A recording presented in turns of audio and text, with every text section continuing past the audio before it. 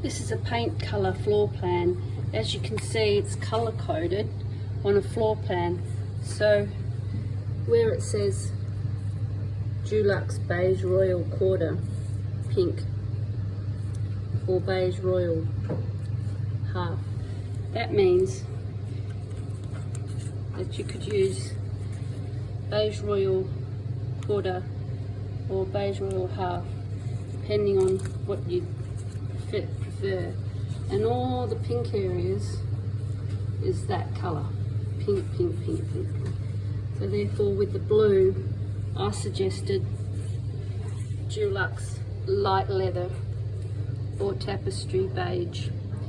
These are for accent areas, large walls in the living room, in the theatre room, and possibly even you could have had it in the bedroom, but this particular bedroom is quite small. So I've suggested the Dulux Beige Royal in full strength to go on 2 walls in the bedroom. Then we have either Dulux Vivid White or Dulux Natural White, depending on what the customer prefers. Vivid White being true white, natural white being an off-white. And these get used in all wet areas. I'm not a big fan of colour in any bathrooms, especially small ones. So I suggest using white to make the area look a lot bigger and fresher. And that there is a paint colour floor plan. You also get the colour here, Beige Royal Quarter semi-gloss for all doors and frames.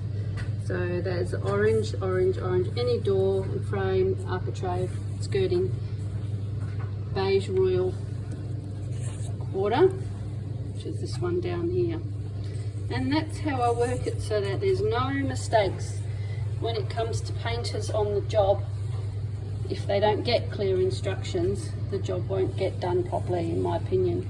So I make it very, very simplified and clear for them with this great paint colour house floor plan. Supply your floor plan and you can get the very, very same Remescence interiors when you have a paint colour consult with us.